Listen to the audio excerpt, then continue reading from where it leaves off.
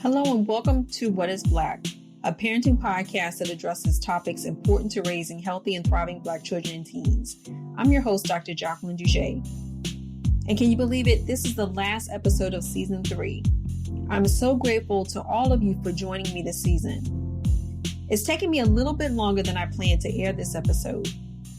I've been busy working on additional content for What is Black LLC, the media company behind this podcast. And I wanted to take a moment and share some great news about the projects that we've been working on.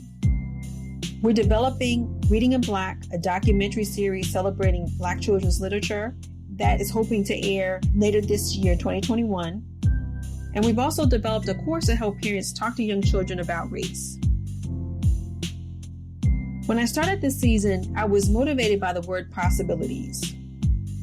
I was trying to find the silver lining out of the past year and discover what was possible for me and the company to better help Black families and children. And creating more content that centers and uplifts Black children and families was central to my possibility and the possibility of What is Black. And I'm so excited that we're expanding. But getting back to today's episode and this season of What is Black. The theme of this season has been about reimagining a world that better serves Black children and families. And this season, I've been honored to speak with amazing people, journalists, authors, historians, public health experts, researchers, and parents. And for this episode, I'm sharing insights shared with my guests on their thoughts about reimagining a world to better serve Black children and families. So in this episode, you'll hear excerpts from many of the episodes of this past season. From episode 1, Black Children, Youth and Education in the Era of COVID-19, you'll hear from Aliyya Swaby and then Dr. Valerie Adams-Bass. From episode 3, The Black Butterfly, The Harmful Politics of Race and Space, you'll hear from Dr. Lawrence T. Brown. Episode 4, The Black Friend, you'll hear from Frederick Joseph. And episode 5, Centering Black Girls' Voices and Experiences, Addressing Over-Policing and Over-Disciplining of Black Girls, you'll hear from Dr. Sheretta Butler Barnes. Episode 7, America on Fire, The Untold History of Police Violence and Black Rebellion Since the 1960s, you'll hear reflections from Dr. Elizabeth Hinton. And from episode 8, Last Gate of the Emperor, you'll hear from authors Prince Joel Makanan and Kwame Mbalia.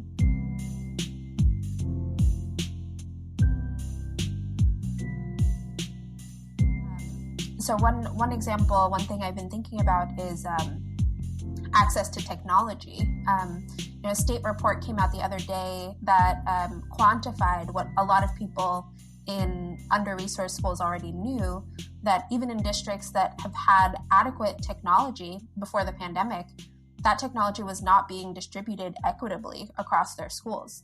So some schools maybe had extra money to buy technology and others just didn't. And so their kids didn't have, the computers and the iPads or whatever they needed. Maybe a kid across the street, in the district would have, multiple devices per kid. I spoke with a member of the State Board of Education for the story whose 5th grade children don't have access to internet because they live in rural Texas on the border, and they're using paper packets right now with material from last year, and they probably will have to redo a grade. So I think I really hope that, now that the state has kind of rushed and put, $900 million in to get hotspots and devices and computers for schools. They still haven't fully achieved equity. There's still kids who don't have the things that they need to learn, but hopefully it's lit a fire under, education officials to actually understand what true equity requires and then, commit to addressing it no matter what. And to understand the realities their students are living in and then address them and plan for the future, which requires an ongoing financial investment and an ongoing commitment to, actually ask families what they need in order to be successful.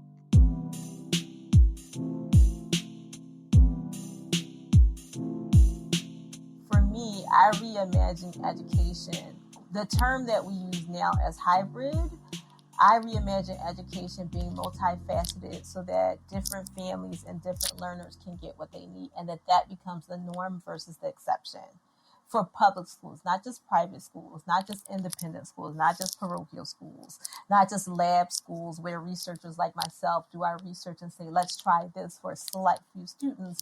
But this hybrid model, these different methodologies that we're using to educate children and to connect with families become the norm.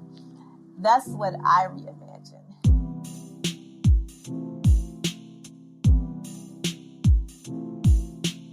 And I think the other thing for Black children and Black families is, if I had to pick one, I would say universal basic income. That should be, we've been passing, these $600, $1,200. The Congress is thinking about $2,000. The president-elect, Joseph Biden, is talking about bringing the $2,000 back. All of that is tremendously insufficient for the time that we're in. We need guaranteed basic income. I'm talking about, let's do $2,000 a month, not just $2,000 and that's it. It should be $2,000 a month.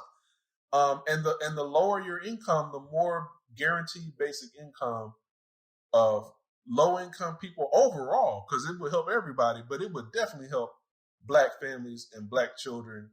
And really the correlate with that, to throw in a bonus, is really blocking and stopping rental evictions and mortgage foreclosures, because you gotta, the basics have to be met, and housing is at the center of what people need to survive. So I think blocking, stopping, picking up that CDC moratorium, making it a broader moratorium on all evictions, all foreclosures, and pair that with universal basic income, that will help Black children and Black families in the immediate future as it relates to dealing with the COVID pandemic.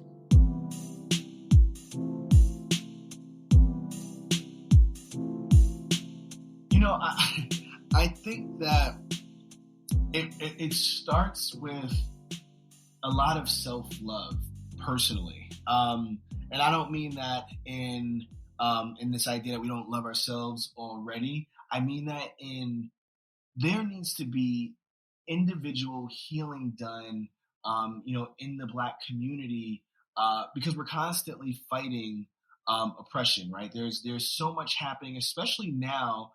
We're at the intersection of both the movement for Black lives and the COVID-19 pandemic and the economic, windfall from the pandemic. And I don't think that we do enough investment as adults and young people of the healing work, because without that, we actually can't continue.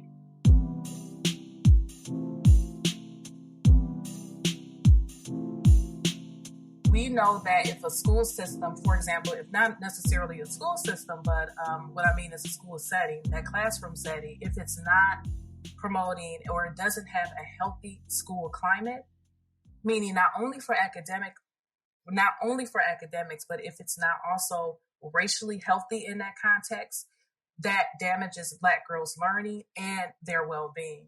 And in some of my work, I found that if teachers are very supportive, they're affirming in Black girls' identity within that space, if Black girls feel like they have a sense of belonging. And what's interesting about this is that this cuts across the different sort of contexts that Black girls are in, meaning this can be in a racially, ethnically diverse setting, predominantly Black setting, predominantly white setting. If Black girls feel as if they belong, if they are valued, if their voice is heard, this increases their how they view themselves. They have more racial pride. They have higher rates of academic curiosity, and they also feel like they belong. And so it's something that's very important for us to do to ensure that the environments, particularly school systems that serve our Black girls, are really making sure that we are affirming their identities and not sort of comparing them to this white femininity lens. Because what's often happens is that when we bring up the issues of Black girls, they're often compared to Black boys or they're compared to white girls. And so they sort of fall within this idea of being invisible. And so it's important that we center Black girls' voices in these spaces that just sort of allows for them to be, healthy learners, right? So they can make a contribution to society, so they can be more civically engaged, and most importantly, so they can love themselves. And I think affirmation is an important part of that.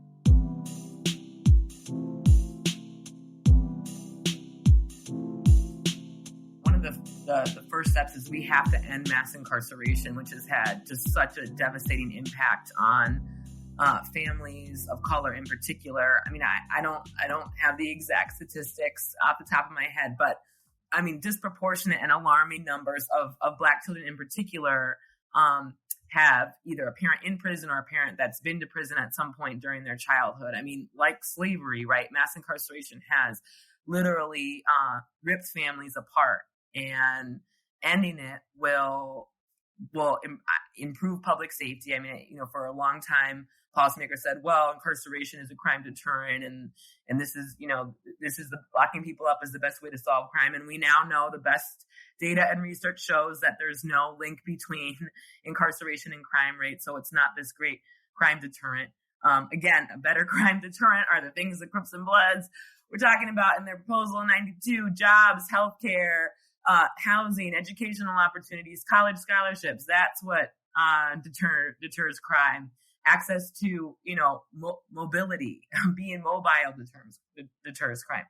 So I think ending mass incarceration would really go a long way. And with that, maybe turning back to the proposal that the Crips and Bloods laid out, turning back to the Kerner Commission, investing in families, investing in things like early childhood education, which we know leads to lower arrest rates among youth who have been through programs like Head Start in the future, investing in job training programs and job creation programs for young people who are vulnerable to gun violence, investing in kids rather than investing in institutions to lock kids up is a way to, is how we should be, is how in a democracy in particular, we should be thinking about what a reimagined and vibrant community would look like.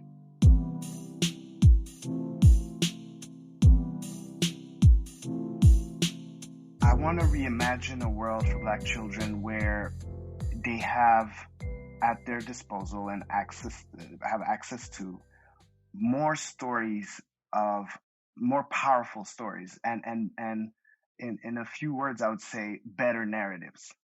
And what I mean by that is back to my point about the single story. I think if we're overwhelmed with one aspect of Black experience as a child, you consciously or subconsciously kind of absorb it and adopt it.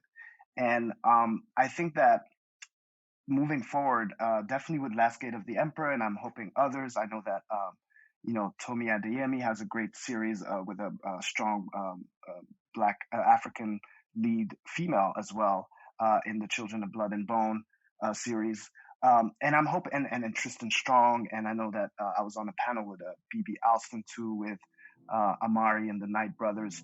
I just want children to have all these number of different stories that they can relate to and find the one that will inspire them and propel them.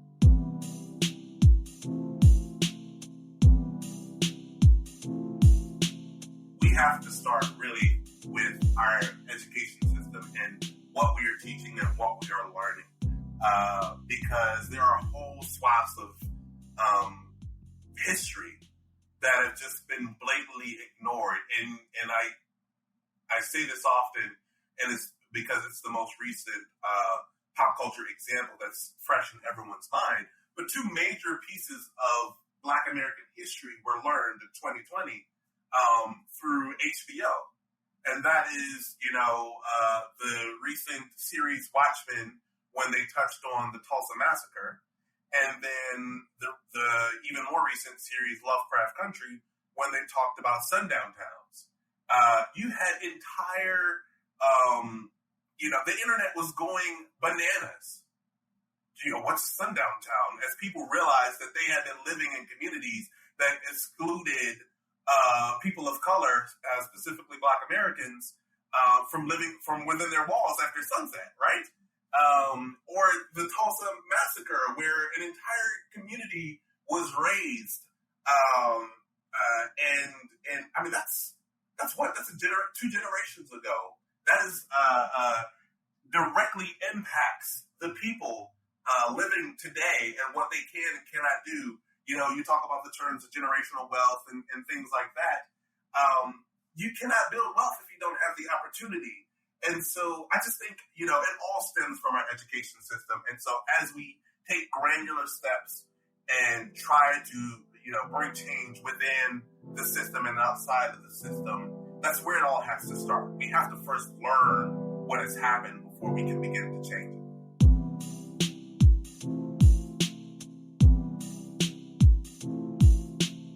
Well, that's a wrap for season 3.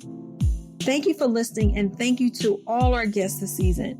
They've provided many important reflections on how we can reimagine a better world for Black families and children. And I hope to cover more of these important topics in season 4. Music and editing for this episode was by Manny Simone. Make sure you subscribe to the podcast wherever you listen to your favorite podcasts. I'll be back soon with more great episodes. So while you're waiting, sign up for our newsletter at whatisblack.co to stay up to date with our upcoming 4th season, our upcoming documentary series, and our new course teaching parents how to talk about race with young children. You can find all this information on our website, whatisblack.co, or follow us on social media. We're on Facebook, Instagram, and Twitter at WATISBLK. Until next time.